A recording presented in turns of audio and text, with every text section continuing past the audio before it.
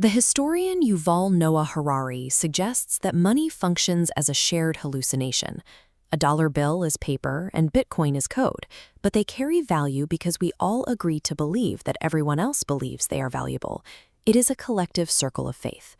Humans have used this shared belief as a neutral tool for thousands of years. It allows strangers to trade and cooperate effectively. I give you $5, you give me a coffee, and the tool has served its purpose. But that circle of faith is vulnerable. When the tool is used to control rather than facilitate, the shared belief changes into something far more dangerous. This weaponized belief system is unregulated capitalism. It is a 400-year-old tradition that treats the endless accumulation of wealth as a sacred goal, demanding that everything else, nature, justice, and human dignity, be sacrificed to serve it.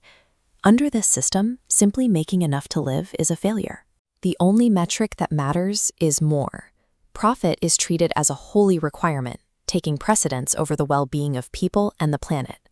King Leopold II managed the Congo as a systematic business operation. His companies extracted rubber by cutting off the hands of those who failed to meet their quotas, keeping the hands as physical proof of productivity. This method killed 10 million people, while making Leopold one of the richest men in history. This same focus on accumulation defined the colonization of North America. European settlers viewed indigenous land as an asset to be seized, categorizing the people living there as obstacles rather than owners. This economic theft built the foundation of modern wealth, a process further fueled by the kidnapping of millions of Africans. For 4 centuries, human beings were treated as capital, their labor extracted under threat of death to power the global sugar and cotton markets. When slavery ended, the system evolved. This 1937 map of Richmond shows how capitalism engineered new, institutional methods to extract value from Black communities. Through redlining, convict leasing, and mass incarceration, the system maintained a supply of cheap or free labor and restricted access to property. We see this same logic in the modern climate crisis. Corporations prioritize quarterly profits while pushing the environmental costs, collapsing fisheries, burning forests, and poisoned water onto the rest of the world. The system extracts profit today and leaves the destruction for tomorrow. In a game based on endless accumulation, climate refugees and exhausted resources are the predictable results of the design. Much of our current paralysis comes from a misunderstanding. We are told that markets and capitalism are identical, but they have completely different histories. For thousands of years, humans used markets for mutual benefit. A farmer trades vegetables for currency. Both parties leave better off. Capitalism is a younger system that extracts wealth. It sits on top, siphoning value and hoarding it at the top. Once we decouple these two concepts, we realize we can keep the utility of markets without the destructive requirement of endless accumulation. This alternative is often called a cooperative economy. While critics often dismiss these ideas as impossible, they are already a proven reality in several parts of the world. In Spain, the Mondragon Federation operates as a massive network of worker-owned businesses.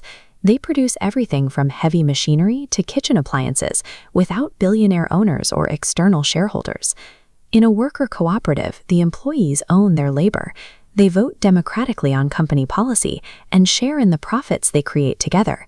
It is an efficient business model that removes the parasitic owner class from the equation. Mondragon has thrived for decades, proving that industrial success can be achieved through cooperation rather than exploitation. We can apply this cooperative logic to entire nations. When a society guarantees healthcare and education as rights, those essentials are moved out of the realm of profit and into the realm of public stability. The state of Kerala in India prioritized public investment over billionaire wealth. Despite having less capital than many Western regions, they achieved higher life expectancies and better literacy rates by treating human dignity as the primary metric of success. This same logic appears in Scandinavian social models, Scandinavian unions, and indigenous traditions that manage the land for millennia. They all treat the economy as a tool to serve the community and the earth, rather than the other way around.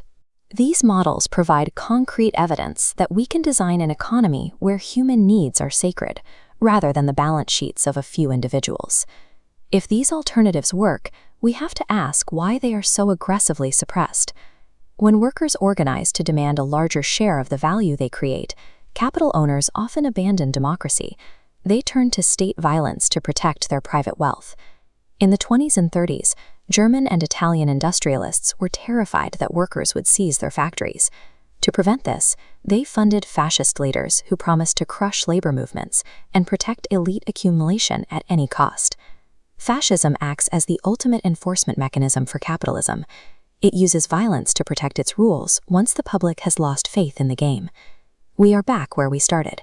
This system's power relies entirely on our collective belief. We are told billionaires deserve their wealth and that no other way of living is possible. But a system requiring infinite extraction from a finite planet is certain to fail. It is splintering under inequality and ecological collapse. When a system can no longer provide the basics of life for the people within it, the collective hallucination breaks. The game doesn't have to be monopoly. We have the choice to let the old game end and build a cooperative economy that actually serves the people who live in it.